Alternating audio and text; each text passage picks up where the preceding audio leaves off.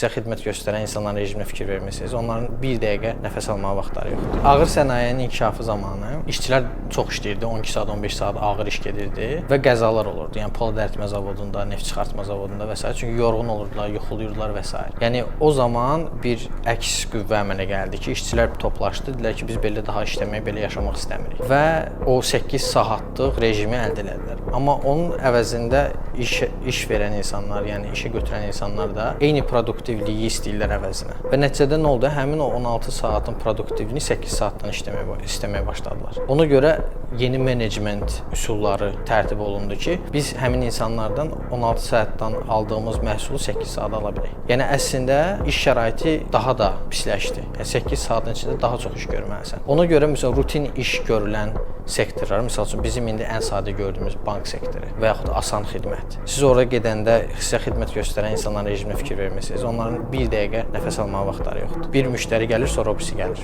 Bir müştəri gəlir, sonra o birisi gəlir. Düzdür? Orada 8 saatın içində bir dəqiqə boş vaxt icazə yoxdur. 1 saat nahar fasiləsi. Bu rutin işlərdə mümkündür. Amma yaradıcı işlərdə yenə də kapitalistlər deyir ki, tamam 8 saat işlədiniz, biz sizə o 8 saatı veririk. Amma mənə 8 saatın produktivliyi lazımdır. Yaradıcı işdə sən 8 saat durmadan işləyə bilməzsən. Çünki bu intellektual məhsuldur. Sən fikirləşməlisən, bir analiz eləməlisən və s. Amma işə götürən gözləntisi odur ki, 8 saat ərzində sən kod yazacaqsan, sən dizayn çəkəcəksən, durmayacaqsan. O da mümkün olmur. Ona görə yeni bir konsepsiya əmələ gəldi ki, azad iş rejimi.